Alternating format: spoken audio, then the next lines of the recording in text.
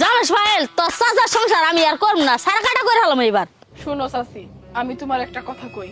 তোমার হাতের নখ যখন বড় হয় তখন তুমি কি করো? নখ কাটা হালাই। হাতের নখ কাইটা ফেলাও, একবার আঙ্গুল কিন্তু কাইটা ফেলাও না।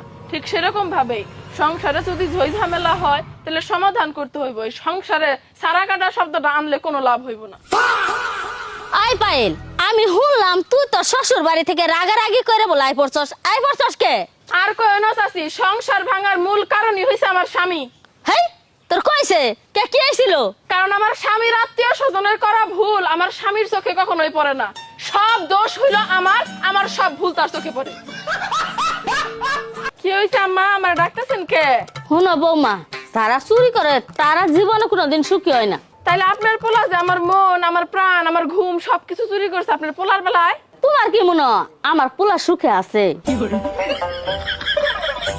তুই ভাবি কি একটা কথা শুনলাম তোমার মোবাইলে বলে কেরা জানি ভুলে 5,500 টাকা পাঠাই দিছে। আন্দাজি কথাবার্তা, আমার মোবাইলে আছে মাত্র 520 টাকা। ও ভাবি, তুমি আমাকে ওই 20 টাকা রিচার্জ করে দাও না, তুমি আমার সোনা টুকরা ভাবি দাও না।